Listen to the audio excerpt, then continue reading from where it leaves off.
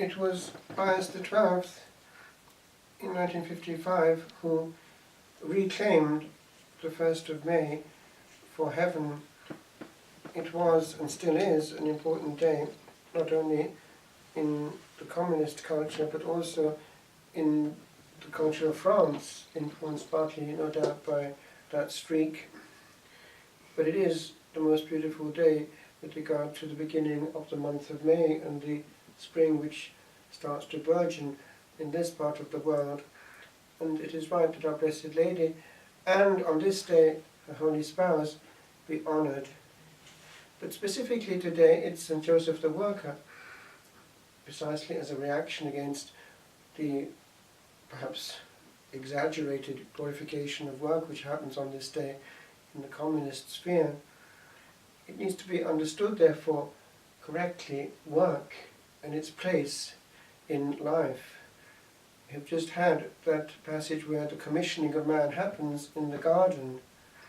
He is to be steward of the creation. He is to work, caring for that part of the vineyard which Divine Providence puts him in charge of. That applies to each of us here. And also the command there, generally to humanity, is given to be fruitful and multiply and fill the earth. So there is a natural grace in the function of creation in which man and God do collaborate, both in work and in populating the earth. With regard to our role, it cannot be ignored, it cannot be just underestimated, this question of the work factor. Each of us here has that factor. It's very different in the lives of people from situation to situation, but the bottom line is the same, that this part actually does count. Much of our day is spent in work. There is, therefore, an invisible part which does change completely the value of what we're doing, because it is important that the work be done well, but that is not enough, and this is the bit that many Christian souls neglect. I remember actually hearing this warning years ago in a monastic situation where work certainly was a big factor. I was at the time at La Trappe in France, and many hours every day are given over to manual work in that situation. And it was a message that we were given from the Abbot General. It was at that time the former Abbot of Mount St. Bernard in England, Abbot Southey, Ambrose, his name was, and he was a good man, and he gave this clear warning to the whole order. It's the danger of having atheists in the cloister is not minimal. He was saying it, as it were, to make a point. He meant this: it's not enough to be working well and to have a monastery working as a perfect machine, eating itself up. If this other bit, the interior adventure, is not happening, there's no point in entering. That can apply to us too. Why?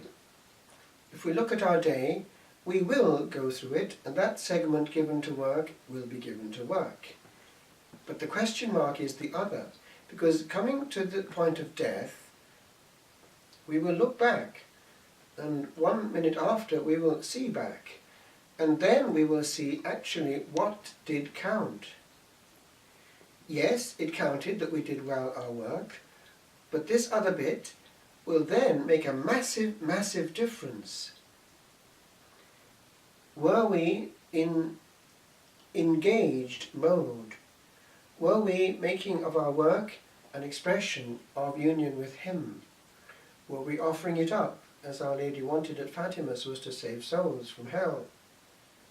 Were we, or perhaps to get the work done going in this direction, which can actually happen in the monastery, believe you me. It's quite interesting sometimes, especially nowadays, with monks getting involved with modern gadgets, such as computers, just to go along the corridor sometimes and hear what's going on in such and such a cell when a thing isn't in working mode. Computers can be very frustrating and can lead to overheating in the person himself. I'm not quite sure whether they're 100% in contemplative mode at that point, if one hears the language coming out of some situations. So the question then is, what's going on? The work has become the center. I am being drained into the work. My interior life is going through the window and I'm going to get this to work or else. And that is not indifferent, because actually that's what's usually happening in the life of the average worker. The work is the center of his attention and nothing else is in his mind. So that's a big fragment of life going into just, as it were, an extension of the material, never really realizing that we're called to something higher. In La Trappe, I remember that over the field where much of the work might be happening, there was a big statue of St. Joseph, a reminder of what we're at. He is the model of the worker. Specifically used to be the model of the lay brothers. They were the ones who used to wear brown. And he is something that we can look to, someone we can admire, for this reason. We don't actually know an awful lot about him, but that actually in itself is an indication of what he was. He wasn't centre stage. Not a single word of his is reported in Scripture. We can only deduce what he was like, and we can perhaps get help from the like of Blessed Anne Catherine Emmerich, who saw the life of the Holy Family and noticed one or two things which we can take on board. It was quiet in there. She would see them smile, but she never actually heard them laugh. She also noticed that they spoke very little because they understood each other perfectly. Therefore, an interior soul. Now, I'm sure he was a very good carpenter. He would have taught the child Jesus. Therefore, professionality is required. But this other one of not leaking as we go through life and as we go through work is important. A few tricks. Knowing that we operate better when we're in full control. Knowing that we save energy when we don't talk, when we don't have to. There's an old saying in French, tension est mauvaise conseillère. Tension is a bad counselor. So if we start to lose control, know that we're going to be working badly.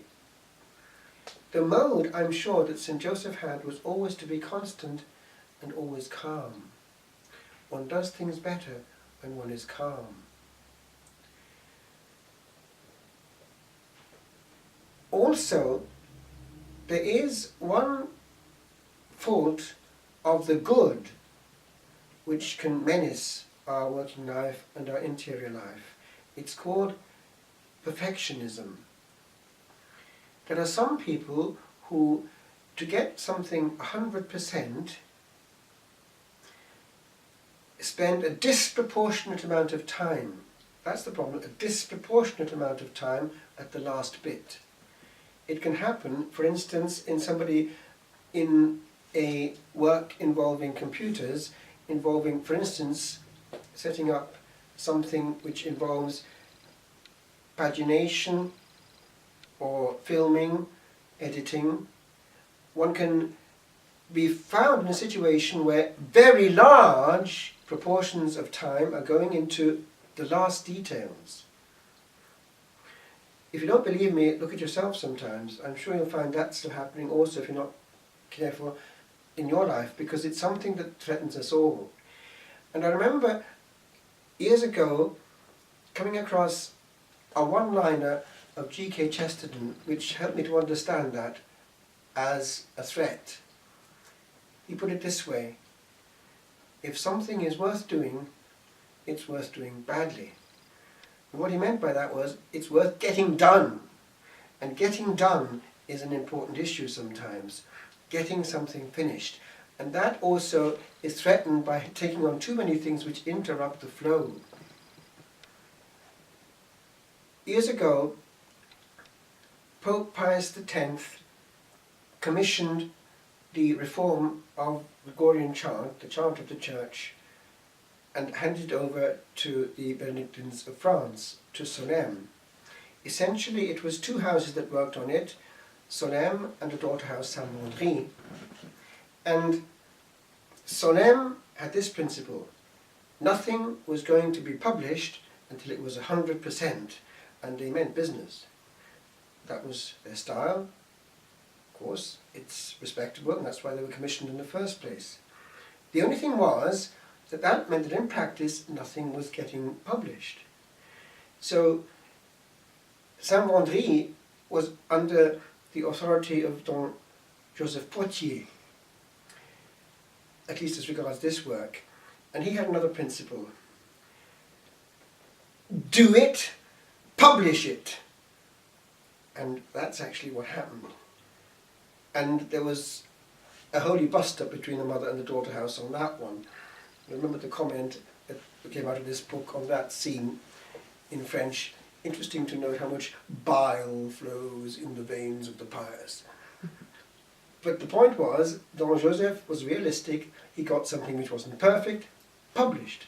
And the Pope was glad, because it meant that for a while we were able to use something which was nearly right. Years later, something bang on was published by the Mother House. But you see what I'm saying?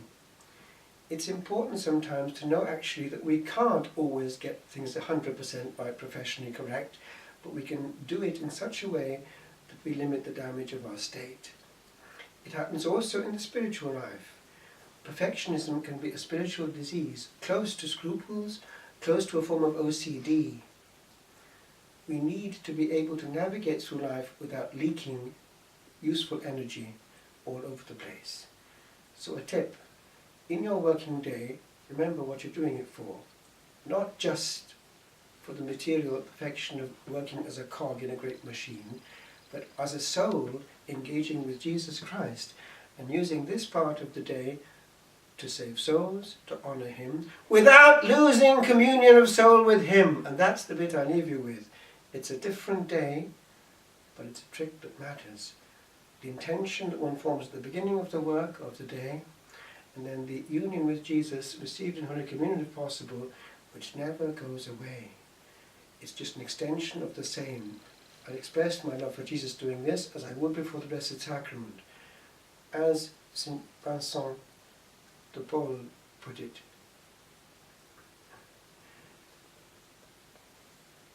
one leaves Jesus for Jesus.